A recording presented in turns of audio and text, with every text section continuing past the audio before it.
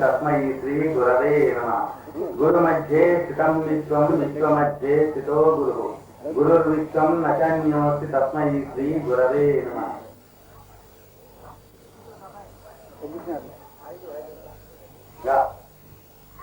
సాయినాథుని సాన్నిధ్యంలో ఈ కార్యక్రమంలో మీతో పాల్గొనే అవకాశం ఇచ్చినటువంటి సాయినాథునికి మీ అందరికీ మొదటి కృతజ్ఞతలు.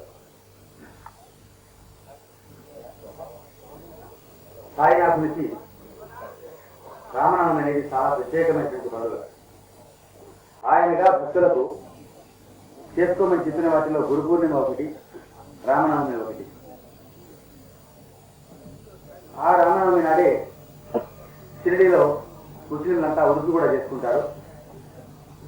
సాయినాథుడు షిరిడీలుగా మన మధ్య ఉన్నప్పటి నుంచి నేటి వరకు తెప్పు లేకుండా జరుగుతుండేటువంటి మహత్ కార్యక్రమంగా ఇది హిందువులు ముస్లింలు కలిసి చేసుకుంటారు. ఈ పండుగ హిందువులందరూ రామనామం చేసుకుంటారు, ముస్లింలు హిందువులు కలిసి ఉరుసు లేక గర్భోత్సవం చేస్తారు. అందరూ అన్నింటిలో కలిసి పాల్గొంటారు. అది చాలా గొప్ప విషయం. సాయినాథునికి ఈ రామనామంకి గల సంబంధం కూడా కొంచెం ఆలోచిస్తే అర్థమవుతుంది. సాయినాథుడు ఏం చెప్పారంటే, గతంలో నేను కబీర్ను అని చెప్పారు. దాదాపు 400 సంవత్సరాల 500 సంవత్సరాలకు ముందు ఉన్నటువంటి ఆ కబీరు రామభక్తుడు. తర్వాత హిందూ ముస్లిం అనేటువంటి భేదం అనవసరం, భగవంతుడు అందరికీ ఒకటి అనే కబీరు కూడా చెప్పాడు. ఈ రామనామం చాలా ప్రత్యేకమైనది.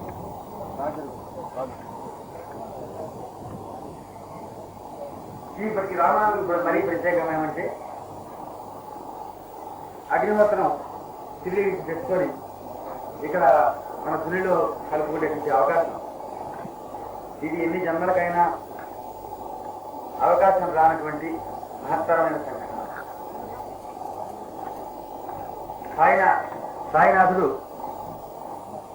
హసీలుగా ఉంటున్న కాలంలో ఎందరో పెద్దలు వచ్చి సాయినాథుడిని దర్శనం చేసినా ఏం చెప్పారంటే, ప్రపంచంలో అన్ని మతాలకు చెందినటువంటి వాళ్ళు, పూర్ణులైన వాళ్ళు 56 మంది భూమి మీద ఆధ్యాత్మికమైనటువంటి చరిత్రను జాగ్రత్తగా నడుపుతారు. మానవ జాతి యొక్క ఆధ్యాత్మిక వికాసం అంతటిని వాడు పరిపాలిస్తారు. 56 మంది. వీళ్ళలో 5గురు సద్గురువులు సేవ చేస్తున్నారు. అరేబియాలో ఉన్నారంటే అరేబియాకు, పర్షియాలో ఉన్నారంటే పర్షియాకు, దేశంలో ఏ మూల ఉన్నారు మహాత్ముడైన అవధూత అని చెప్పి అక్కడికి అలా వెళ్ళి వాళ్ళు సేవ చేశారు. ఒకప్పుడైతే 2000 మందిని ఒక చోటు నుంచి సేవ చేశారు. అంతమందిని సేవించిన ఆయన చెప్పినది ఏంటంటే, ప్రపంచంలో ఉన్న ఆధ్యాత్మిక పూర్వం ఎంతటి సామ్రాజ్యం వాడు శ్రీ సాయినాథుడు అని చెప్పారు. ఆ సాయినాథుడు దత్తాత్రేయ స్వామి యొక్క అవతారం. ఈ దత్తాత్రేయ స్వామి యొక్క అవతారం ఎందుకు వచ్చిందో ఒక క్షణం స్మరిద్దాం. కృష్ణ పరమాత్మ భగవద్గీతలో ఏం చెప్తున్నారంటే, ఆధ్యాత్మికత కాబట్టి పూర్ణుడైన భగవద్స్వరూపైనటువంటి గురువును ఆశ్రయించడం తప్పనిసరి అని చెప్తున్నారు. భగవద్గీతలో చెప్పినటువంటి అనేక ఇతర ధర్మాల విషయంలో మాత్రం ఒక ధర్మం యొక్క విలువ చెప్పడం, అట్లా కాకపోతే ఉండే నష్టం సూచించడం, ఈ రెండు చెప్పాక కృష్ణుడు మాటిమాటికి ఏం చెప్పాడంటే, మంచి చెడ్డ రెండు నేను చెప్పాను కనుక ఆలోచించుకుని నీకు ఏది కావాలో చేసుకో, ఏదేది రథాసుడు. నీకు ఇదంతా విన్నాక నీకు ఏమనిపిస్తే చేసుకో, మనస్ఫూర్తిగా మంచి చేద్దామనిపిస్తే చేసుకో, తిరిగి చేద్దామనిపిస్తే చేసుకో, దాని ఫలితం నువ్వే ఉండు, దీని ఫలితం నువ్వే ఉండు, ఈ సంవత్సరం చేసుకో. కానీ ఒక్క విషయం మాత్రం చివరిలో గట్టిగా నొక్కి చెప్పినట్టుగా అవుతున్నాం. 4వ అధ్యాయంలోని 34వ శ్లోకంలో పూర్ణుడైన భగవత్స్వరూపైన గురువును శరణు పొందు సేవించు ఈ సందేహాన్ని గురించి చేయడంతో అడిగి జ్ఞానం సంపాదించే వారి దగ్గర అనే శ్లోకంలో మాత్రం ఎలా ఇష్టం ఉంటే అలా చేయమని చెప్పడా, తప్పకుండా ఇలా చేయాలి. అంటే భగవంతుడు అనదగినటువంటి ఆ గురువును ఆశ్రయించడం అనేది తప్పనిసరి అని కృష్ణుడు చెప్పాడు. ఆ శ్లోకం ఎంత ముఖ్యమైనదో ఇంకొక విషయం ఆలోచించలేదు. కృష్ణుడు సాక్షాత్తు పరమాత్మ భగవంతుడు. రాముడిని బట్టి ఋషులందరూ కూడా నువ్వు మహాత్ముడు అయ్యా అవతారపడుతుడు భగవంతుడు ఆయన చెప్తే అక్కడ ఈ కాదు మీరు ఎవరినానని నా దృష్టిలో నేను మాత్రం మానవున్నాను. ఆత్మానం మానవం నన్ను నేను మానవుడనే తెలుస్తున్నాను, మీరేమని అనుకోండి. తల్లికి కూడా పట్టి తెచ్చినట్టుగా ఆకుని నోరదేవంటే అన్ని ఘోరాలు లోకాలని ఆయన తినాలి అవసరం ఏముండదు అని మనం అనుకుంటాం. కానీ అటువంటి కృష్ణుడు ఏమంటున్నాడంటే ఇప్పుడే భగవద్గీత చెప్తున్నాను కనుక ఇది చాలు ఇంకేం వినక్కర్లేదు అనుకునే జాగ్రత్త. సాక్షాత్తు భగవంతుడు అయినా నేను ఇది చెప్తున్నాను కనుక నేనేమి చేయక్కర్లేదు అనుకుంటాను జాగ్రత్త. ఇప్పుడు నేను భగవద్గీతగా నీకు బోధించేదంతా కూడా ఈ యుద్ధరంగంలో నీ మనసు స్థిరంగా ఉండి ఉండవలసిన రీతిని ఈ యుద్ధమైన కార్యక్రమం నిర్వహించుకోవడానికి తాత్కాలికంగా నీకు సహాయపడుతుంది. అక్కడ కాక ఈ జ్ఞానం నీ హృదయంలో ఎప్పుడూ నిలబడాలంటే మాత్రం మళ్ళీ భగవత్స్వరూపమైన గురువును సేవించాల్సిందే. అందుకని ఆ శ్లోకంలో మనకి ఏం చెప్పారు, భగవంతుని స్వరూపమైన గురువుని సేవించి తీరాలి అని అంత ముఖ్యం అని చెప్పారు. సాక్షాత్తు భగవంతుడి దగ్గర గీత వెళ్ళినటువంటి భక్తులు కూడా అవసరమే అని చెప్పారు. అది ఎంత అవసరం అంటే నేను కూడా వెళ్ళి సాందీపురం మహర్షి శిష్యులు చెప్తున్నాను చూడు అన్నారు. రాముడిని అవతరించినప్పుడు విశ్వామిత్రుడు వశిష్ఠుడు సేవ చేస్తున్నాను చూడడం. కాబట్టి మీరంతా తప్పకుండా పూర్వుడైన గురువును సేవించాలి. దాంతో పాటు ఇంకొక మాట కూడా భగవద్గీతలో చెప్పారు, మనం గురువును తప్పకుండా సేవించాలి కదా. కాబట్టి ఏ గురువును సేవిద్దాము అంటే అంత తేలిగ్గా దొరకదు. గురువు జరిగిన వాడు అంత తేలిగ్గా దొరకడు. అయితే ఎట్లా ఎందుకు దొరకడు అంటే దానికి కారణం చెప్పాడు. మనుష్యానం సహస్రేషు కశ్చిత్ జగతి సిద్ధయే. కొన్ని వేల మంది మానవుల్లో నిజంగా పరమాత్మ కావాలని జ్ఞానం కావాలని అడిగేవాడు కొన్ని వేల మందికి ఒకడు ఉంటాడు. కొన్ని వేల మందికి ఏ ఒక్కడో ఉంటాడు. ఎందుకని లేదు? దాదాపు మన దేశంలో ఎవరిని అడిగినా నేను తరిస్తే నాకు అంకితాలు, నాకు జన్మరాహిత్యం కాదు, నాకు దుఃఖరాహిత్యం కాదు అని అందరం అంటాం కదా. ఎందుకు లేదు అని అడిగితే చిన్న ఇబ్బంది కలగగానే నువ్వు ఆ మాట మానేస్తావు లేదో చూడదు. సాధువుగా బయలుదేరతాడు, దర్శనాలు చేస్తాడు, క్షేత్రాలు చేస్తాడు, నమస్కారం చేస్తాడు. ఏ గురువు దగ్గరికి వెళ్ళినా ఏ పుణ్యక్షేత్రానికి వెళ్ళినా పరమాత్మ నీ సాక్షాత్కారం నాకు కావాలి, నేను తరించాలి, నాకు జన్మరాహిత్యం కావాలని దండం పెట్టుకుంటాడు. మనిషికి ఎంత కృష్ణుడు చెప్పిన మాట ఎంత నిజమో అర్థం చేసుకోవడానికి చూస్తున్నాం. అప్పుడు వాడు ఏమనుకుంటాడంటే నాకు కావాల్సింది ఆత్మజ్ఞానమే, పరమాత్మ స్వరూపమే అని అనుకుంటాడు. కానీ తీరా వచ్చి ఎక్కడన్నా ఏకాంతంలో ఒకటి కూర్చుని ధ్యానం చేసుకున్నాను, తరిద్దాం అనుకున్న ఒక కుటీరం కట్టుకున్నాక ఆ కుటీరంలో ఉండే ఇబ్బందులు సాధక బాధగా తెలియటం మొదలెడతాయి. అప్పుడు పరమాత్మకి నెమ్మదిగా ఒక్కొక్క ఇబ్బంది చెప్పడం మొదలెడతాడు. ఏమిటైనా నేను హాయిగా ఇక్కడ చేసుకుంటాం అనుకుంటే మీరంతా ఇక్కడ కాల్ చేస్తున్నారు, నాకు కృష్ణ చేస్తున్నారు. ఆత్మజ్ఞానం దగ్గర నుంచి ఆశ్రమం దగ్గర ప్రశాంతం దాకా వచ్చింది, రెండవ వయసు వచ్చింది. ఆ తర్వాత ఇట్లాంటిదే ఇంకో కుటీరం ఇంకో సాధువు గారు పెట్టుకున్నాడు అనుకోండి. ఆ సాధువు గారు కుటీరం కంటే కుటీరం ముందు పైకి రావాలంటాడు. సరిగిపోయిపోయింది. ఆశ్రమం దగ్గర ప్రశాంతంగా ఉండడం అనేది పోయింది. ఆ ఆశ్రమం కలిగి ఈ ఆశ్రమం బాగుండడం అనే దగ్గరికి వచ్చింది. ఆ తర్వాత ఆ గురువు గారికి 10 మంది శిష్యులు వచ్చారంటే మా దగ్గర 100 మంది రాకపోతే ఎట్లా 3వ దగ్గరికి వచ్చాడు. ఇట్లా వరుసగా దిగుతూ వస్తారు. చివరికి దాకా మిగిలేవాడు మాత్రం ఈయన ఒక్కడే ఉంటాడు. ఇది ఒకటి అసలు ప్రయత్నం చేసేవాడే అడదు, ఆ ప్రయత్నం చేసేవాడు పొందేవాడు ఇంకా అడదు. ఇది ఒక కారణం. రెండవ కారణం ఏంటంటే కలియుగం కాబట్టి మనుషుల్లో ధర్మం తగ్గుతుంది, దయ ఉండదు, సత్యం ఉండదు. ఇది లేని కారణంగా ఏమవుతుందంటే అక్కడి పూర్వపురుషులు దొరికితే వాడి రేపు తినేస్తారు, వాడి ప్రాణం తినేస్తారు. నాకు ఇది కావాలి అది కావాలి అవసరం అడిగితే పర్వాలేదు, అంతటితోనే ఆగిపోతే పర్వాలేదు. వీడికి ఏదో బుద్ధి చూడు గడుస్తుండగా వాడు ఎవరో పైకి వస్తున్నాడు, వాడి కింద పడకూడదు అంటాడు. వీడితో ఒక గొడవ కాదు, చేస్తే ఒక గొడవ, చేయకపోతే ఒక గొడవ. చివరికి సాయినాథులు అంటారు మహానీయుడు అన్నాడు, దాదాసాహెబ్ కాబట్టి ఇంట్లో చెప్పాడు. అందరూ కూర్చున్నాగా ఒరే ఈ మానవ జాతి ఎంత ప్రపంచం ఎంత చిత్రంగా తయారైపోయిందిరా, మనుషుల్లో మంచి లేకుండా పోయింది, ప్రతి వాడికి ఎక్కడ ఏం చెడు దొరుకుతుందా విందామా అని మనసులు వెతుకుతాయిరా. అట్లా అయిపోయింది కాలం. రేపు మాతో తావడానికి సిద్ధంగా ఉన్నవాడు కూడా ఈ లోపల ఇంకోటి ఏదో సత్య భావన అనుకుంటుంటాడు. వాడి సత్యానికి ఏమైనా మార్గాలు ఉన్నాయో, మనం చేయగలిగిన ఉపాయాలు ఏమైనా ఉన్నాయని ఆలోచిస్తుంటాడు. అట్లా అయిపోయింది రేపు ప్రపంచం. అందరూ నా వాళ్ళే కానీ నేనేం చేసేదాన్ని. తన బిడ్డ కాబట్టి చూస్తూ నరికేయలేదు. అట్లా ఉంటున్నామంటే వాడు అట్లా చేస్తుండే, ఇంకో బిడ్డ ప్రాణం తీస్తుండే, వాడు తింటుండే, వాడిని వాడు బాగుపడితే వీడు ఏడుస్తుండే. అట్లా చేయాలి. అందుకని ఈ మానవ జాతిలో వేయడం చాలా కష్టం రా అని 2-3 సార్లు ఆ డైరీలో రాసినంత ప్రకారం ఇంకెన్నిసార్లు అన్నాడో విడిగా. అందుకని పూర్వపురుషులు మనకి తేలిక దొరకకుండా ఎలా ఉంటారు అంటే శంకరాచార్య గారు చెప్పి ఉన్నారు. బాగా ఉన్మత్త పిశాచ 3 రకాలుగా ఉంటారు. పసిపిల్లల వరే ఉంటారు. వాళ్ళకి తన తెలియదు, పరా తెలియదు, శుద్ధి తెలియదు, అశుద్ధి తెలియదు, లోకమే తెలియదు, దుష్టతలంపులే తెలియదు. వాళ్ళకి పసిపిల్లలు ఎట్లా ఉంటారు అట్లా ఉంటారు. ఒంటి మీద వస్త్రాలు ఉన్నాయా, పోయినాయా, లేవా ఏం తెలియదు. ఎండా వాన తెలియదు, ఆకలి తప్పిగా తెలియదు, అవతల వాడు మనం పూజ చేసాడా తిట్టాడని తెలియదు. పట్టుకో ఇవాళ కనబడే తింటే రేపు అలా కనపడినప్పుడు చేయదాపాలని గుర్తు చేయదావుతాడు. ఒరే నేను తిట్టాడు కదా, తిట్టి వీడు మనం చూడకూడదు అనుకో. అట్లా పసిపిల్లల వరే ఉంటారు. అంటే మనం చూడడానికి పిచ్చోళ్ళలాగా ఉంటారు అనమాట. వయసులో పెద్దవాళ్ళగా ఉంటారు, పసిపిల్లల చేస్తలన్నీ ఉంటాయి. ఎక్కడ కూర్చుంటే అక్కడ వంటికి, ఎక్కడ కూర్చుంటే అక్కడ పిల్లికి చేస్తే వీడికి పిచ్చి కావాలనుకుంటాం. మనం కోరుదే మనం లెక్కలేదు.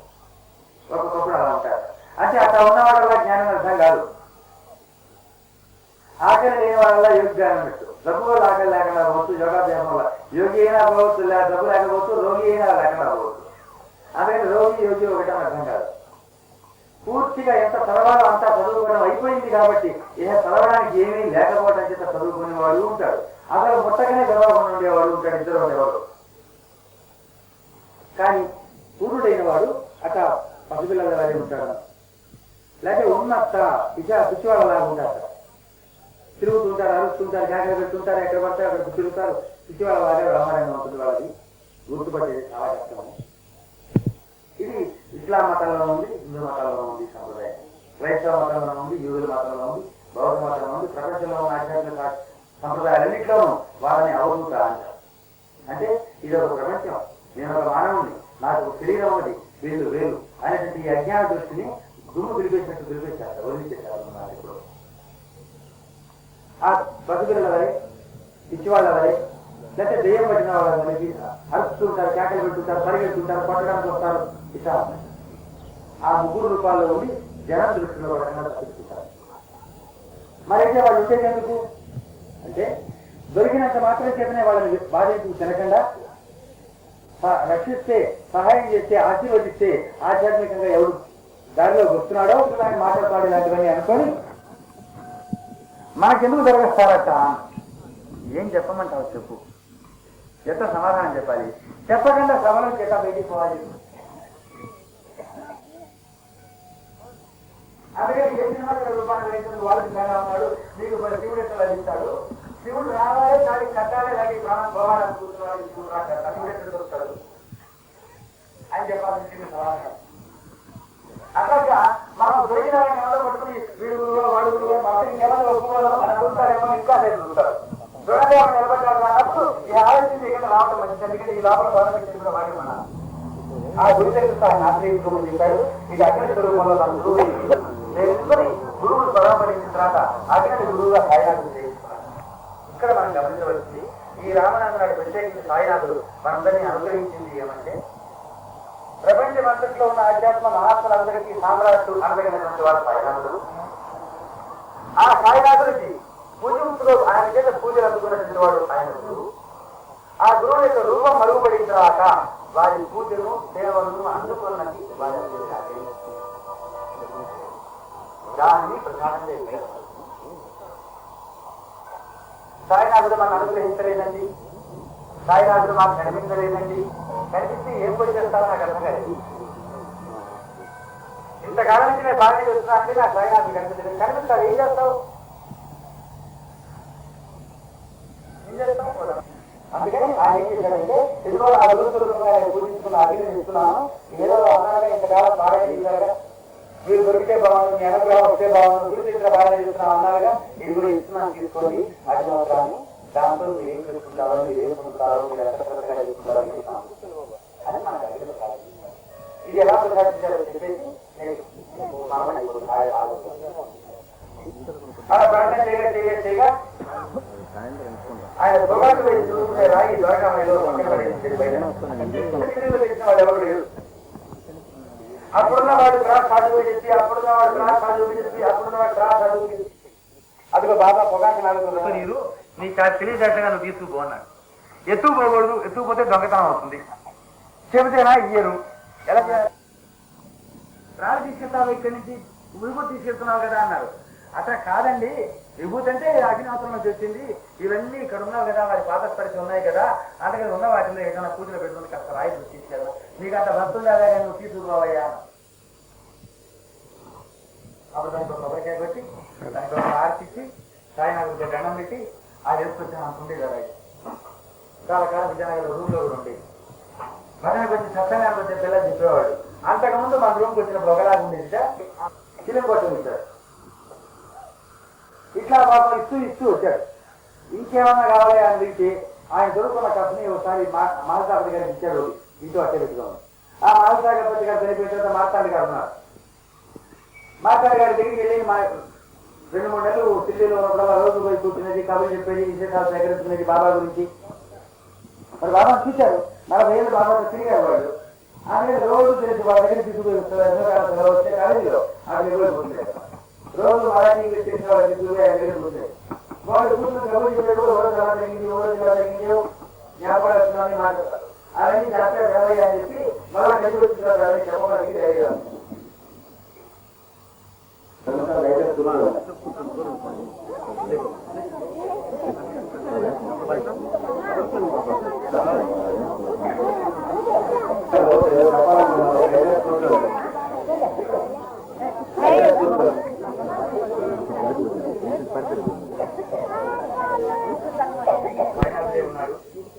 ఢిల్లీలో సాయినాథుడికి వారి గురువు రూపంలో ఉన్నాడు. ఇక్కడ అందరికీ సద్గురు గారి సాయినాథుడే ఆ అగ్ని రూపంలో ఉన్నాడు. ఈ దృష్టి మనం గుర్తుపెట్టుకోవడంలోనే ఉన్నది. ఆయన ఉన్న మాత్రం అక్కడ ఉన్నారు. అవి మర్చిపోతే మన అజ్ఞానంలో పడతాం. అది గుర్తుపెట్టుకుంటే మనకు అపారమైన జరగడం గురించి. ఇది గుర్తుపెట్టుకొని ఎవరికి ఎంత మాత్రం అవకాశం ఉన్నా సరే, ఎప్పుడు అవకాశం ఉన్నా సరే వచ్చి దానికి అగ్నిహోత్రానికి అగ్ని రూపంలో ఉన్న వారికి ప్రదక్షిణం చేసుకోవడం. వచ్చేటప్పుడు 1-2 సమస్యలో ఏమైనా తీసుకొచ్చేది. చేప, కొబ్బరికాయ, టెంకాయ వేయాల్సిన అవసరం మాత్రం లేదు. రావి కులాలు కలుగుతాయి, దువ్వు కులాలు కలుగుతాయి. ఏవైనా సరే 4 చితుకులు తీసుకొచ్చేది, 2 పిడకలు తీసుకొచ్చేది, చుట్టూ ప్రదక్షిణ చేసి అందులో వేసి నమస్కారం చేసుకునేది దానికి ఇచ్చేటట్టు నైవేద్యం. అలాగే అవకాశం ఉన్నవాళ్ళు, సమీపంలో ఉన్నవాళ్ళు మాత్రం మహా అదృష్టమైనటువంటి విషయం ఏంటంటే, సమీపంలో ఎవరన్నా ఉంటే వంట చేసుకోగానే భోజనానికి కూర్చునే ముందు గబాల పిల్లలను ఒకసారి బంధించి మొట్టమొదటి ముద్ద ఇందులో ఆహుతి వేస్తే చాలా అద్భుతమైన విషయం. సాక్షాత్ సాయినాథుడికి నైవేద్యం పెట్టి మనకు చిన్నది అవుతుంది. ఆ అవకాశం ఉన్న వాళ్ళు అవకాశాన్ని సద్వినియోగం చేసుకోవచ్చు. ఇక సమిధలు వేసుకునే అవకాశం ఉన్న వాళ్ళు చేసుకోవచ్చు.